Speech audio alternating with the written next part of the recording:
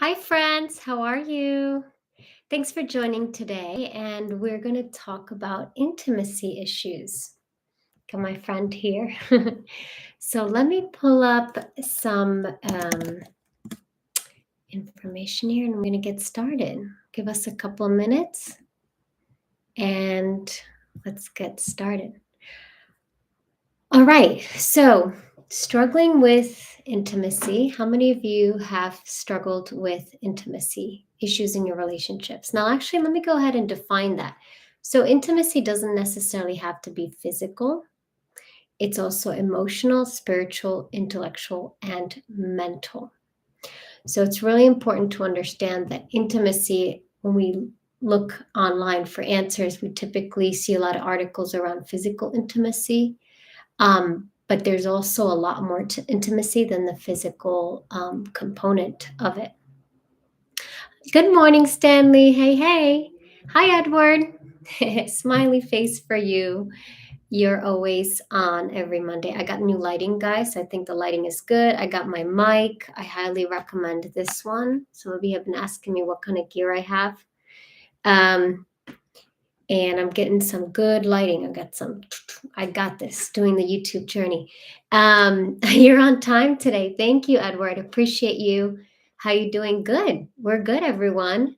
And lighting looks good. Also super envious of that mic. I got it secondhand, 45 bucks. I have a sound engineer and he knows how to find some really cool stuff for secondhand or used. So I think like when you're starting on YouTube, I think I started with a budget of like $20 for a selfie stick and one of these mics that kind of suck because they have that when you clip on it and there's a lot of like noise when you're moving and your hair's all over the place.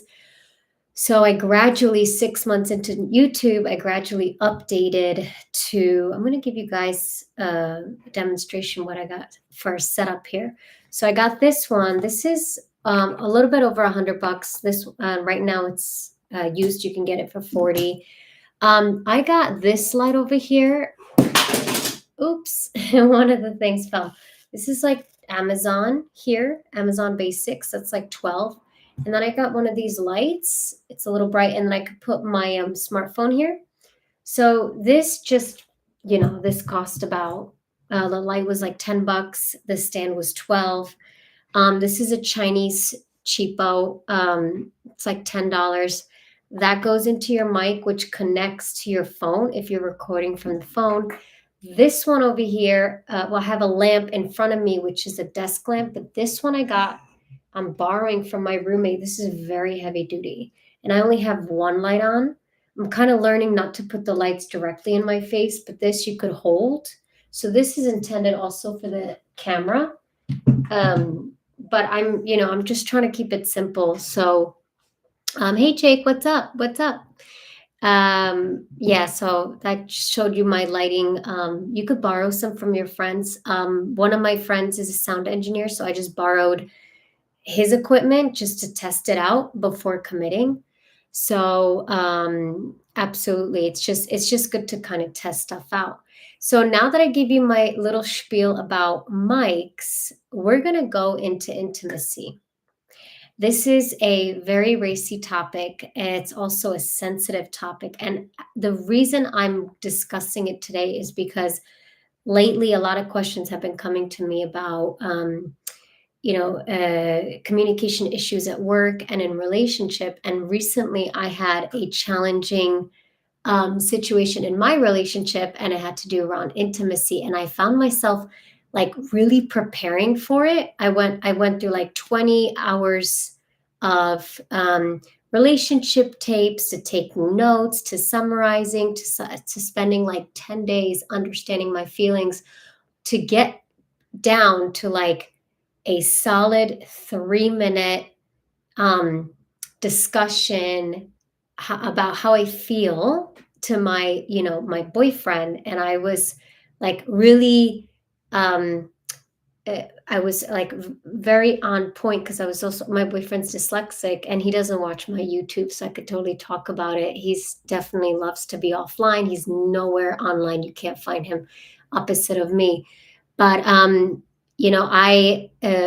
wanted to talk about it today because my roommate, who's been watching me go through this process, she said, it's really good that you're going through this because like some people actually break up over their inability to communicate intimacy boundaries or safe spaces, and we're going to go over all of that. And I had like 10 days of like solid stress because I didn't know how to communicate it, even though I can communicate what I want and need, but I had to understand like the topic was very sensitive. And I also had to make it in a way that he would understand because he's dyslexic. So it's everything is kind of like direct and to the point, and it's sensitive topic. And I think like I overcame all the anxiety, and my communication was very effective. And then I realized, wow, when you actually have to communicate problems, I think about it, I thought about it as a board meeting. So you know how you prepare a board meeting and you're trying to get a buy-in? So I had to like compile all this information because I was preparing for my board meeting with my boyfriend, and then just be very strategic and balance the pragmatic logical side to like my heart and emotional side. And it took a while for him to understand what was going on, and then we both kind of like moved apart from one another. And egos were hurt, which I'll talk about that too. And then all of a sudden it was like this like merging, and then I realized I need to talk about this on YouTube because it does require putting aside your ego and vulnerability, and also like studying. Like you need to study on not just how you feel, but like how to communicate those feelings so the other person doesn't get defensive. That whole experience formed the basis, the foundation for today's talk on intimacy, why it's hard, how to build closer connection, and how to like study for that meeting about the topic about the issue that comes up. So before I get into all of that, I'm curious, how many of you struggle in and this doesn't have to be romantic relationships. This can also be at work or with your neighbor even. And I mean, we can't say pets here, but we're just on human relationships. How many of you like struggle with feeling close to your partner or your significant other? And if you're struggling to feel close, are you struggling with like expressing your wants and needs? And how many of you like actually have done something about it? Like where you, in my use case, went out and studied and sought help. And so I want to know a little bit from you guys so I can go ahead and kind of figure out which parts of the talk I want to start with. I'm not going to say presentation, that sounds so formal. But it's hard to Edward. Edward, I give you props. You're always participating. It's hard in general to express your emotions. Yes, absolutely. Absolutely. And I'm going to actually give you a tip on how to express emotions. I went through a tough exercise. And then, even for me as a communications coach, I realized like I know absolutely nothing. Stanley, oh yeah, been through intimacy issues. Actually, seeing that at work right now, several colleagues not on the same page. Yeah. And just a quick side note, intimacy encompasses physical. It doesn't always have to be sexual, obviously, with colleagues. It could be like physical distance or like physically in the same space. It could be mental, emotional, spiritual. So intimacy is like encompasses a lot of a wide range of I would call it like hemispheres. So yeah, so absolutely, it can really happen in work. So well, I guess I'm going to go to first. Let me go to Edward and your comment about struggling to express emotions. Well, there is a thing called the emotional wheel. Have you ever heard about it? Let me see if I can Google it. Emotions wheel chart. And I'm going to pull up one from the Mental Health Center. Oh, look at that little kid is kind of feeling he's holding a little wheel. So I'm going to put it in the chat because when I was struggling with my emotions, one of my mentors told me to look at that wheel, and he was tough with me. And he said, I want you to define every emotion, which is different from feelings. I want you to define it. And then I want you to tell me in what situations do you feel that emotion. So you think like this is a 10-minute exercise? No, this is like a 2-day exercise if you're working on it fully. Hence why I spent 20 hours preparing with my board meeting with my boyfriend, because it's like I had to get educated. Um, and so one of the things is just to uh, look up the definition of each emotion, because what I've learned from that exercise, and in my coaching program, this is kind of what we do. We spend about 6 weeks going over the emotions and feelings, identifying each uh, emotion and feeling, and illustrate and using illustrations or narratives from your personal life and identifying each emotion. So I don't know if that is clear. Before I continue, is that all clear? Take a look at the emotional wheel. um, yeah, in school, I don't even know what I learned in school. Okay, awesome. So you have emotions, you have feelings, and they're different. I'll go into that in a bit. And you take this wheel and you identify your experiences with each emotion. The reason this is important, because sometimes when we think one emotion, it's actually we're feeling another. So I found out that a lot of my frustration and anger had to do with sadness, that it had nothing to do with um like like that it wasn't actually me feeling like frustration. I thought was just anger, but actually when I did the exercise, my frustration was a feeling of sadness. And like anger and sadness, if we look up on the wheel right now, there's happy, fear, anger, sad. So anger, being mad, offended, jealous, frustrated, annoyed, that's anger. And sadness is actually hurt, disappointed, guilty, lonely, tired, and bored. When you're bored, you're actually sad. So I thought that me being frustrated was anger, right? And it is anger. But then when I completed this wheel, um, a lot of what I was actually feeling was being bored and hurt. And like bored because I my mind is so active, engaged, and I didn't know where to go with the information, and I didn't know how to structure the information. And so it was like I shut down and then I did nothing for a couple of days, and then I was really upset because I was bored, and then I didn't really like, but I was sad. I wasn't angry because boredom is sadness. So when you understand like what is your emotion, then you can communicate the emotion to your partner. And feelings are just an expression of the emotion.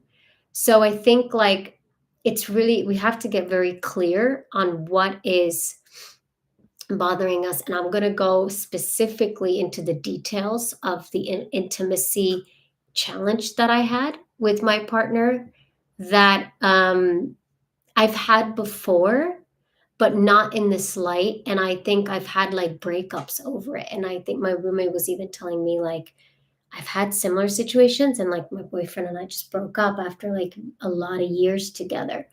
So I'm just trying to understand how to like solve the problem and the challenges, but without the proper tools, it's hard to do. Mm.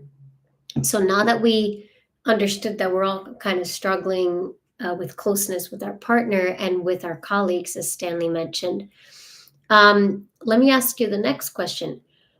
Does feeling intimate, does it come natural to you? Like, are you yourself very intimate as a person? Um, so is you expressing your intimacy challenging, or does it come easy for you? Stanley, Jake, not at all natural. Okay, great, great, great. It's interesting because for me, it comes naturally because as a writer, I kind of get into these worlds and then I pretend I'm these characters. And then the intimacy comes easier. And I think it's also easier for women. And I'm empathetic. So it's a little bit easier for me to step into someone's shoes. But with that being said, I had a very tough time with my recent example with intimacy. So I'm actually going to go into that. Okay, so I'll continue. For those that don't want to share, that's fine because you're still participating by being here today. So thank you for that. And I know all of you are subscribed to my channel, so I appreciate you. Let's go ahead and define intimacy struggles. So, as I mentioned before, it's not about just physical issues or feelings of closeness or lack thereof. It includes emotional, intellectual, and spiritual connection. So, the intimacy struggle oftentimes has to do with difficulty opening up emotionally, which starts with identifying those emotions. That's recently what I struggled with. The fear of vulnerability, struggled with that too. I don't know why it's so difficult for us to be vulnerable in front of someone else. Like it's crazy to me. Past trauma affecting relationships, absolutely. So you take an experience from your past and then you project it onto your current partner. I've done that too. So check box on all three. And avoid deep conversations or physical touch. So physical touch is a big one. And that really just comes from how, number one, how comfortable you are in your skin and past experiences. So, people who've experienced sexual abuse, it's very difficult to be comfortable in that physical touch, yet alone being touched and expressing what they want. And so, going through this emotional wheel is really important because you might learn something um, that you've had an understanding on one side, but then you learned by going through these exercises that it's actually not what you thought it was. And that gives you a disservice when you're acting out from a position of lack of wisdom and knowledge. So the emotional wheel is like a mind opening exercise, and it might take you a long time to go through it. So be patient, and I can go one on one with you guys to go over it. Kind of a maybe I should do a workshop. I should probably do a workshop on um, the emotional wheel. Be kind of interesting. At work, friends, it comes easier than intimacy issues in a more romantic setting. Yeah, right. Why is it always more difficult with romance? Those are far more difficult for me. Yeah, apparently for me too. So I don't really have an example in head, maybe it will come. All right. So um, next thing, let's keep moving. Jake has something to say. Thanks for doing the topic today. It's great so far. Thanks, Jake. Of course. No, I mean, I spent like 20 hours focusing on the one issue I had, and then I realized, wow, that's like a half of my week. That's really long. So maybe I should talk about it because I actually it got resolved. And I'll talk about that more. So we talked about signs of intimacy struggles. Again, difficulty opening up emotionally, fear of vulnerability, past trauma, avoiding deep conversations or physical touch. So checkbox for me on all of those. And avoiding deep conversations are like meaningful conversations or very personal conversations around that issue. So let's go through checkbox on all of those. Um, and let's go into the causes of intimacy issues. So, for example, there's the fear of rejection. So, if you share your experience, you fear often that you're going to get rejected or abandoned, even worse, like dumped. Childhood experiences from our past have showed us that this could happen if we opened up with our emotions. So in my childhood, I didn't always feel emotionally supported. So whenever I raised my feelings, I got shut down.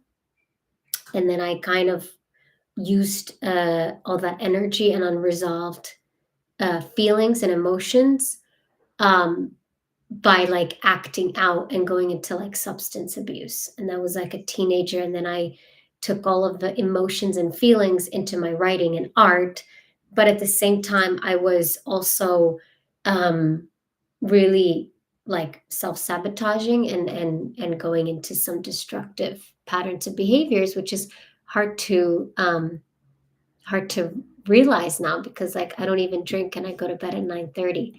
But yeah, there's a time and place for everything. Um, there's also the lack of communication, and this is a big one, like knowing how to communicate, as I have mentioned before, about the emotions and feelings, identifying them. Because when you identify it, you could explain it better to your partner. And this is also an important one: is a mismatched intimacy needs with your partner. And so these are the causes that disrupt some intimacy cycles or cause these intimacy issues. And mismatched intimacy is a really big one. And for example, one in the romantic sense, one has a really high sex drive and then the other one doesn't. And so, how do you kind of, for whatever reason, because being sick or just lost interest, hormonal changes for a lot of women, women in their late 30s get into premenopause symptoms. So there's a lot, and that doesn't go away through menopause. So that's like in 10 years where women's hormonal cycles just change and their sex drive as well. Um, and so I'm going to share my personal story about my recent intimacy issue and how I overcame it, because then we're going to go into the next segment of today's talk on overcoming intimacy issues. So, ready, drum roll. This is so private, but it's so important I share this. Okay. So recently in my relationship, and I actually didn't even have permission. I don't even know if I should talk about it, but like, since my boyfriend's not online and you won't find him, and I don't post any pictures of us, um, I'm pretty sure that it's fine because I'm not going to mention any names. Apologize later. So, um, I had so basically in my relationship, there was a moment where we had a very um, misalign, basically physical intimacy. So my partner had a very high expectation or energy and high physical needs, and mine were lower, which was a result of current stresses that I had in my business. And in addition to that, current health issues that I'm currently coming out of, but it's like a year and a half recovery. But when we met, we were kind of aligned because, like, honeymoon period, there were the sparks, and I loved it. But the problem was that my costs, or as a result of the physical intimacy, I had really big costs. So one of them was I ended up with an infection and I had to go to the hospital. Another one, I ended up having like a urinary tract infection. And in the past, I've had um, like kidney infections for which I was hospitalized. So I know my body, where basically when you're intimate, physically intimate, in the women's anatomy, our pH levels change um, when there's like intercourse. And so the pH level is acidity that changes, and that affects the infections. And then if you've had a history of like UTIs that turn into kidney infections, like I basically was on my way to getting a kidney infection. So I went to the hospital. So I'm like, okay. And then there's a lot of like, body issues that I have if I have long periods of like physical, like if there's like intercourse, right? So this has been kind of going on for several months, and I had to really think about, okay, how do I talk about this without hurting his ego, but also saying that it's important to be physical, that the physical connection is important, and um but without but under communicating that while the physical connection is important, um my priority of health has to be acknowledged and accepted. So the acceptance is like I hear you, I acknowledge, and I'm going to back off and be okay. But with my partner, it was like, I hear you, but like he tried other ways to be intimate. And I'm like, well, this is not working because it, and I tried to like break it down into, okay, so there are like costs and their health costs and they're higher. Yours are like zero, maybe like you need to sleep more. Mine are like, I need a week or two of recovery. And so, how, and I wasn't getting across because the physical connection, because we're doing long distance. So, the physical connection is like a way to reinforce intimacy for him. But for me, it's like all of it. Like, it's not just physical, but it's emotional and it's also health is tied to it. So, what I ended up doing was going to like relationship coaches and being like, okay, I'm going to go. And one of my friend called me and he said, you should listen to how men think and how women think. And this is how they approach relationships. So I went through all of these tapes that was in Dropbox taking notes. And because I needed the language so that he could understand, because he's a kind person. So I know that he means well, but he's just like not understanding. And also, we have a language and culture difference, a little bit of a language because he's German and I'm American and Czech. So, like, there's a little bit of a difference. Um, so I did all of this like analysis and I just began with, okay, I really value our physical connection and I adore you for that and I really appreciate our connection and I feel loved. But what I want to talk to you about today is I don't feel emotionally supported. um, Again, it's going to me, right? I'm not like blaming you or pointing fingers. So it's really important to say, like, I feel this emotion and I feel this feeling. Um, so it's like, we have to somehow manage the physical connection because of the consequences that I have to face. And then I'm emotionally not okay because I feel guilty that I didn't take care of my body better. I don't want you to feel guilty that you hurt me indirectly. So, what's important is that when I say that, a no is a no, it's like, okay, babe, like, great, let's watch a movie instead. And it's not about going another way to get to the yes. It's like the no is a no, and let's try another activity. And so at first, like his ego was a little bit hurt. At first, he didn't know how to process it um, because he felt guilty that he hurt me. He didn't really understand my body, what I was going through, because it's my body, it's not his. And it took like a few days, like 2 or 3 days to really like let it sink in. But then it's it was I could tell that like the tension between us like started disseminating. And whenever I mentioned something about, like, of course we were flirting and he was like kind of backing off a little bit, and whenever I mentioned the topic of physical connection, like his response was not defensive. And it was that, like, it was whatever it was at face value. And nobody got hurt, nobody felt disrespected. And now, like, when we're going to see each other for his birthday next month, I'm flying to Germany. um now it's going to be in action, right? And then we're physically together and we're going to see how, like, in action, how that works. And maybe I'll have another update.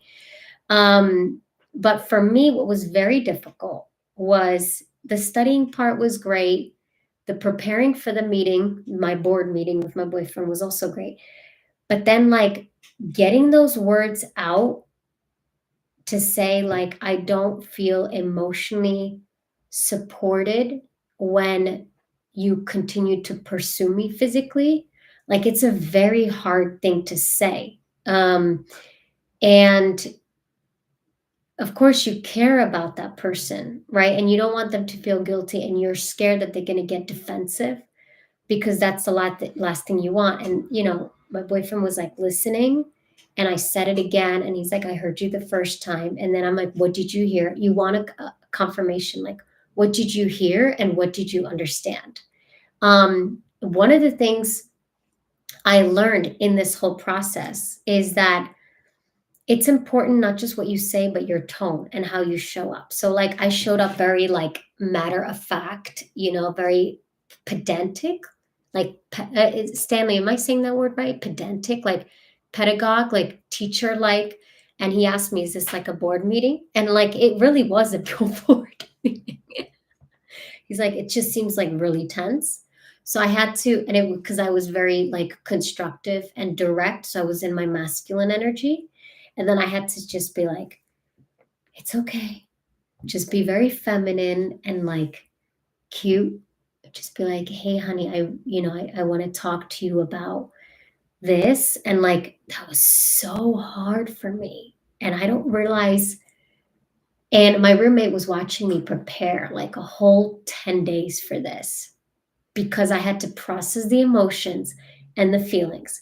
And I wanted to be effective in my communication because I didn't want this problem to come up again.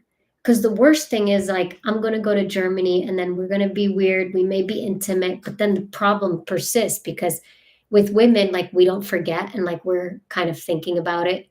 And then we're thinking about it and we have extra hormones that allow us to bond with another person. So, um, and I believe that this exercise is really important, and which is why I want to share it because people break up over stuff like intimacy, and the easy thing to do is to like stop having intercourse, right? But then that leads to being irresponsible in the relationship and not solving the problem. So that's then it's just you're just out. You just like kind of slowly there's this like widening gap between you guys, and then that's it. So, a few people encouraged me to talk about it. It's super private, but I really think it's effective. And I think it's a balance between like your brain and your heart, being in your heart energy, and in your mind being like, how do I solve this problem? Um, so it's been pretty effective. So that's what I wanted to share, a personal story, and then I'm going to continue talking about other ways that we can solve some of the intimacy challenges. Um, so Stanley said, very much appreciated that you are so willing to share your personal examples for this. I know that's tough. Big thumbs up for that. Thanks, Stanley. That can be a hard pill to swallow. Totally understand the soreness with it, but being able to have the conversation is so powerful. Yeah, and I don't think I was able to ever have it with anyone so constructively and compassionately. And that's the construction and the compassion. I really do believe comes with preparation, because when you're prepared and however way the person responds, you're not defensive because it's a negotiation. Like, it's anything you go in with another person, the more prepared you are, the more you're calm and you're a master. So I hope that helps you with when you're going through that intimate moment, to really identify first, what is the emotion that you're feeling? Then identify the feelings around it and separate. Is that person triggering me and I'm projecting a past trauma onto them? Or if I take it at face value, what is actually, if I practice active listening, what is actually happening? Because a lot of the times we're projecting from which means um, we're taking our trauma and putting it onto someone else rather than actually like sitting there and being like, what is really happening here? Like, let me actually listen to what the other person is saying. And then when you're preparing to, because you want your needs met, you have to be able to like give up something too. So in my example, my boyfriend, I mentioned like, you know, um, so I have these costs, which means that I get uncomfortable because I'm thinking that I'm going to get hurt later. So can we decrease like the frequency of our intimacy? Can we like kind of like, my sweet spot is like this time frame, and then I don't have to worry, and then we both enjoy it. And then that was like we agreed on that, like to maybe like decrease the frequency. And then the other thing too is, um, you know, not using that as an excuse every time. So like then it's easy to just be like, oh yeah, but I'm gonna get a UTI, so I don't want to be intimate with you tonight. Like so also be responsible and not use that as your crutch, not use that as like your handicap. And in those moments, um, look at it as like a reinforce that you appreciate the efforts. And the other thing too, that I did was when his mom died, because I was trying to illustrate what does emotional intimacy mean and how can I describe it. So I said, when your mother died, I was emotionally available for you for 3 months, and I was being checking up on you every day, and I was just focused on your emotions and feelings. So, like, what I want you to, in this context of physical connection, I would like you to focus on my emotions and feelings, like the way that I focused on you when your mother died. And then he was like, okay, I got that. Like, it was sometimes we need to like give an illustration or a metaphor. So my brother's wife, and one time they had an argument and they broke up, and she came to me and she's like, "Oh my god, like I don't know what to do." And I told her, "My brother is a dog, and he'll tell you he's a Labrador. Dogs need to play, need to eat and sleep. So if he's fussy, it's either he needs to sleep, play, or eat. Most of the time, it's it's actually only these three things in whichever order, but really most of the time, he's hungry and sleepy." And then so now she's like, "Oh, he's getting fussy." So she gives him food, he's relaxed, or she like leaves him alone so he could relax. And like it works every time. I've even tested it where, and if he needs to play, I'm like, "Oh my God, look at that nail. I think that nail is off. And I think we need to, that frame needs to be adjusted. Like, can you help me kind of move this picture?" And he's like, "Yeah, I get to play." He has ADHD, so like he needs to be very active. And then let's say it's like 3 o'clock, we ate lunch at 1, and he's already starts pacing, walking around like a dog, like, "Where's the food?" I'm like, "Ooh, I made this homemade hummus," and I don't want him to eat chips. So I'm like, "Oh, I made this homemade hummus and these like uh baked carrots and sweet potatoes." And he's like, "Ooh, that is a really good hummus, sis. Wow, you made it, sis." And it's like he's totally excited because he just ate. It's just like communication. Everything is communication. And like if somebody tells you I'm a dog, listen to them. I got a little bit of a shadow here. What's going on?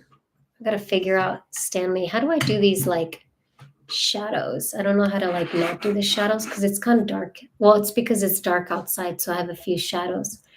Um so yeah, so let me continue. I got a little bit sidetracked. Can you give me a thumbs up if you find this information valuable today? I'm just doing a little interest scan. Um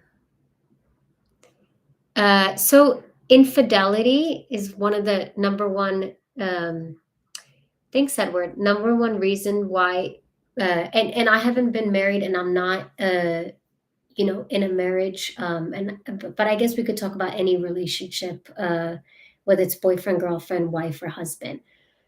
So cheating, infidelity, a lot of the times, it's it has a lot to do with inability to express your emotional connection. So it's usually women don't feel emotionally supported, and then they physically shut down, shut off. And then, like, by the time the guy understands that, he's just like, I feel rejected. What did I do? And then, like, the woman doesn't always know how to express her emotions and explain that when I don't feel emotionally supported, I'm not physically attracted to you. And it's really hard to say, but I had to say that. Like, I'm attracted to you, but when I don't feel emotionally supported, I'm not physically wanting to be intimate. And I'm having this conversation because I don't want that to get to the point. And the easy thing to do is to break up because we're in a long distance relationship and it's very easy. So from the man's point of view, it's the same, is that it's more quickly like there's no physical connection, but it has also, there's that emotional connection's not there. And men stray. So women stray more emotionally first, men tend to stray more physically first. Not everybody cheats, and I've cheated when I was younger, like kind of immature. I've cheated on my partner, and there's a huge cost to that because it's karma. And for like 10 years, until he forgave me 10 years later, like 10 years, I felt like you carry guilt and shame. So the cheating part is easy, but again, the physical connection is easy, but the consequence is the health issues, as I was explaining. It sucks after that. The karma after that is like a real thing. When I was forgiven, and it's always two people of the puzzle. So when I was forgiven, and I realized the lesson was I will never cheat again. Like I'd rather, and actually I did break up a couple times, and then we got back together, and then I cheated. So I tried to break up first, but again, I can't say that's no excuse. You break up or you don't, not try. Trying is not good enough.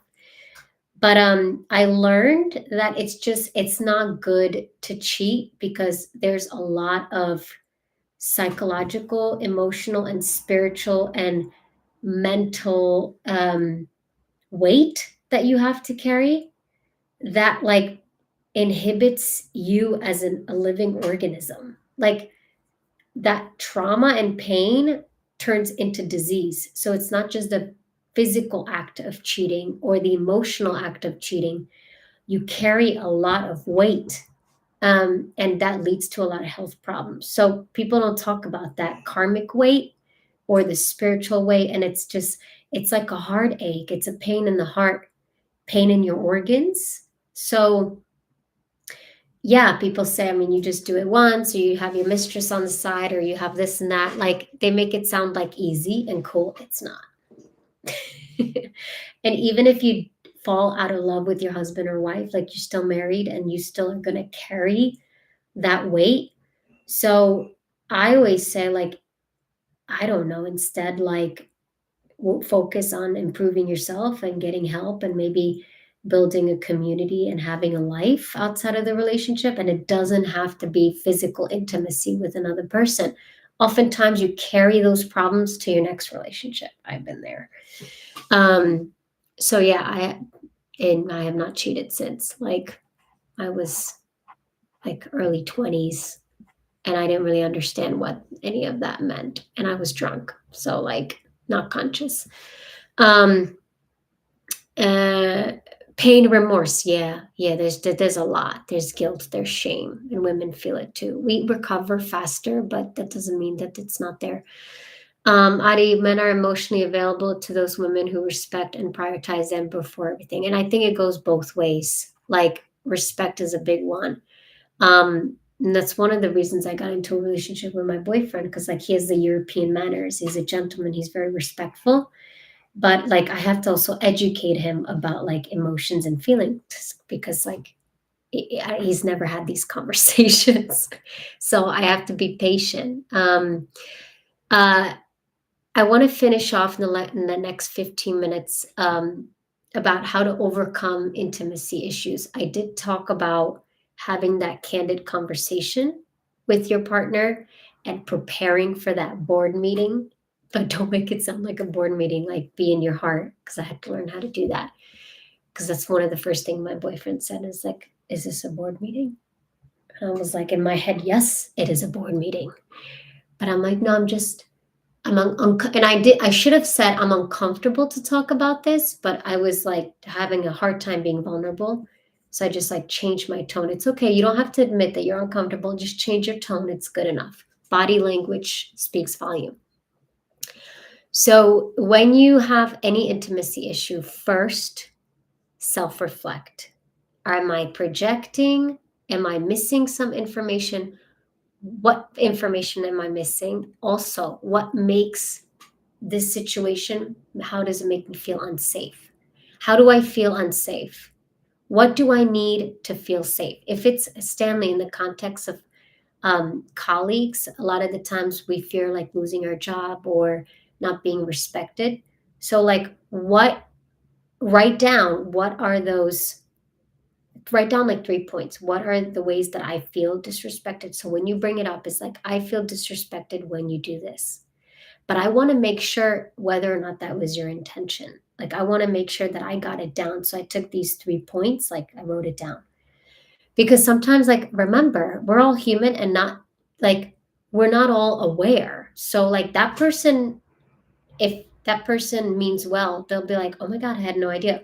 But if they don't mean well, they'll play dumb, and it's deliberate that they're intentionally trying to disrespect you. And then you just keep a diary log for 4 months, I suggest, to document their behaviors, and you'll pretty much start seeing narcissistic behaviors or tendencies. And they're very easy to spot when you take that daily diary. With that, it's very difficult to establish intimacy because you won't get intimate. Like, it's a losing battle. And that way you have to start thinking about how to protect yourself and having an exit strategy or a communication style that minimizes the risk for you. Um, Men are respectfully more mannered and know how to respect and love. I think women know how to do that as well. And I think everybody's different. Also, cultures are different. But at the end of the day, like, we're humans, and like, we know if we want to be respectful, we know how to do that.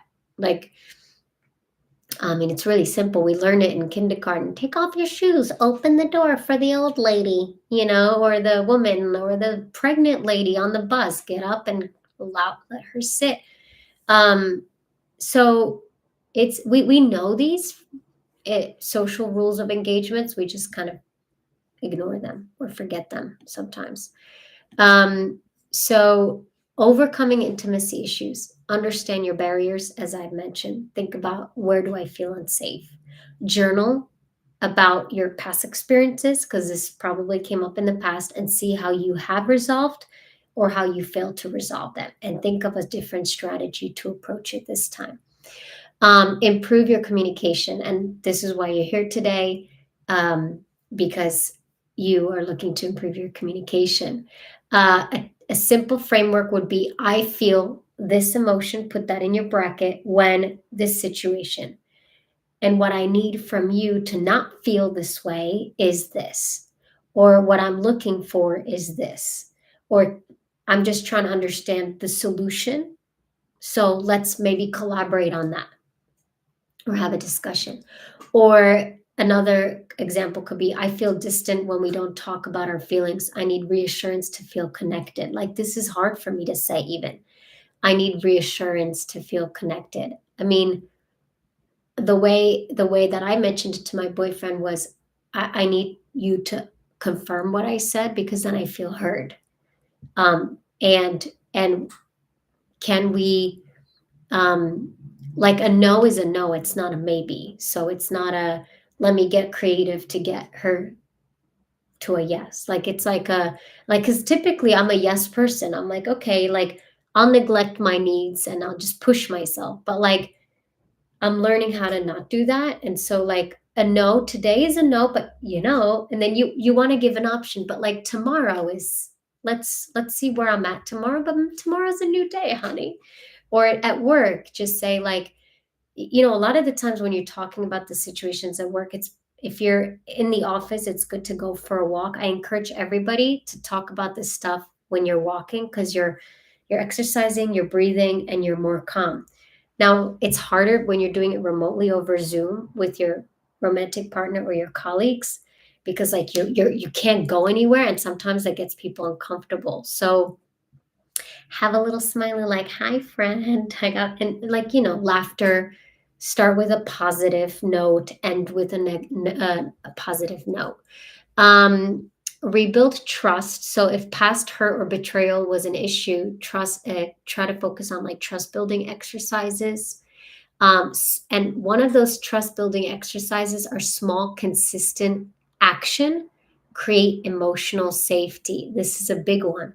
Small, consistent action creates emotional safety. So I'm looking forward to see how with my boyfriend we are going to be consistent in our communication and action and kind of see like where that takes us.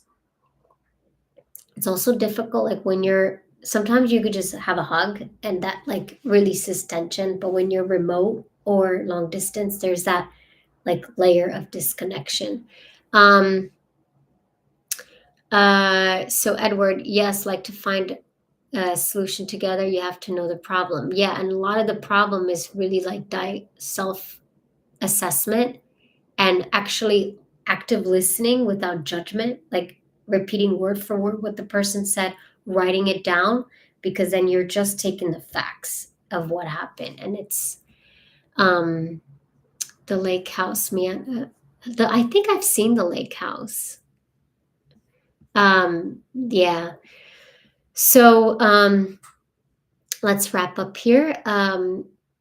Practicing vulnerability in small steps. Oh, this one's a big one for me. I'm still learning. Encourage small acts of openness, like sharing fears, dreams, or memories. That's good. Like I asked my boyfriend, "What are you most afraid of?" And obviously, after I lost his mother, he said, losing someone I love. Um, for me, it was like a random fear, like being a single mom, even though I went with like through cognitive behavioral therapy and my therapist told me, but you don't know any single mom. Like your mom wasn't a single mom. So that's like a fabricated fear somewhere. I have no idea from where.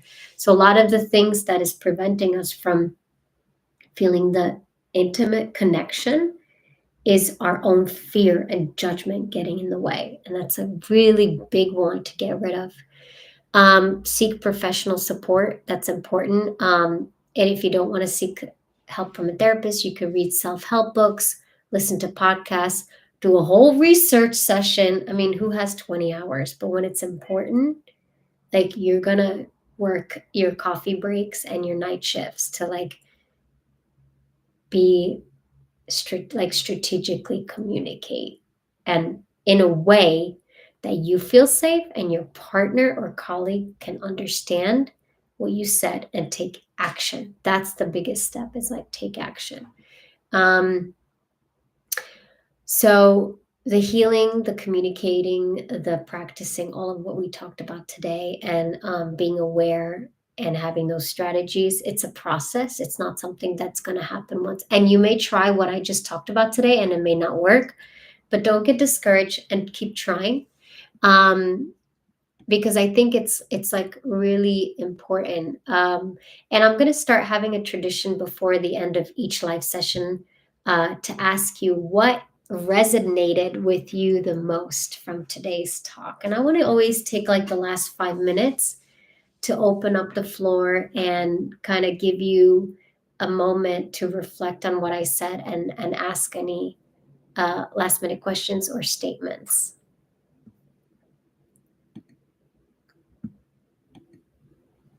I'll take a moment. Give you a few minutes to reflect on it.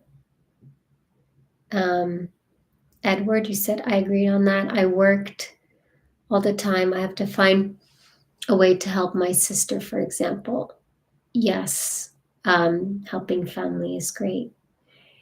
And you can also leave comments. So I appreciate you for that as well. If you leave comments, and then I do one-on-one coaching. I typically do that on Mondays and Fridays. So you can email me privately or message me and we can kind of discuss that. Edward, I think the part where you talked about how hard it is to open up, this is very resonating in me. And think about, you have to be able to identify what is hard for you. Is it because you don't feel safe? Is it because of past experiences where you opened up and you've been rejected? Is it because you don't have enough information? Is it because you actually don't know how to ask the question? So there's a lot. And when you actually start um, like doing an assessment, you realized, wow, like I felt so stressed out about talking about this intimate issue because I didn't have enough information. I didn't understand what I was feeling. I I couldn't, I was frustrated and sad. I was angry and sad at the same time that I was unable to lay down the boundaries in a way that he understood. And I was thinking, like, what am I doing wrong? Why can't I communicate it? And on one hand, your brain starts saying, like, is he selfish? Is he trying to like hurt me? And on the other side is telling you your your devil and your angel, the other one saying, girl, you gotta get better at communicating. You need to get educated. Like, you need to study. So I chose the study route like this one. And I was studying with my friend here. Um, so I know that it's hard. I need to be there for people I love, so I can't be the one who needs help. I think this is how I am thinking. We all need help, all of us. We can't just be there for others because when our cup is empty, when we have no more to give, everybody else around us suffers. So we need to like fill our cup and be overflowing with abundance and like, energy because like we are um feel like vitality. We feel there was this woman who was like 50, she was an executive and she said she was like a CEO and she was 50 and she said my whole goal in life is to feel like to experience vitality. And part of that is sustainability, joy, energy. Like it's the sustainability of joy and energy. So whatever she does to feel vitality so that she can run the company. And I was like, wow, that's so good. It's like if I'm not well physically and emotionally, how could I sustain this relationship? So I need to really get educated, you know. Um, Jake, I didn't chat much today, but I appreciated the stream. You got it. Edward, I know that as well. Sometimes I needed help and went to search it and talked with people I trust. Absolutely. Thanks, everyone. I'm going to let you know next week. Do I have everybody? I think I'm just checking the chats. I think. Um, let's thank Stanley once again for moderating. Thank you, Stanley. And I'm going to be doing the lives. Some of it's going to spill into like personal development, uh, like personal stuff topic. And then others is going to be like online education and skills training. I think on February, because I love both worlds. I think it's so important just to up our digital skills and also to talk about the emotions. I think next week on the 10th, I believe it's on the 10th or the 17th. I'm going to have one of my good friends. He's a marketer who has been testing a lot of different AI automation tools and how he kind of turns cold leads into warm leads with AI. And for me, it's interesting because I'm still trying to learn how to like automate things to make running my YouTube channel much easier. Um, so I'm probably going to have that next week. So I'm going to alternate. I hope this works for everyone, kind of between the personal and the professional, some subjective or quantitative storytellings or personal story narratives, and others with more like strategic or technical information. I think that would be like a balance of the two. What are your thoughts, guys? Does it work for you? Because I know it's especially Stanley, Adi, Edward, Jake, you're here every week. So kind of what I'm thinking. Um, yeah, I know, Edward, you always watch. Yeah, so just give me some ideas what topics I could talk about next. I try to balance it between like the heart and the mind. Heart, mind. Thanks, everyone. Hit me up if you're looking for some coaching and just have a chat. Let me know what I can help you with. You're awesome. Thank you. And see you next week on the 10th at 6 p.m. Central. Do the best that you can, everyone. Thanks, everyone. Have a good day.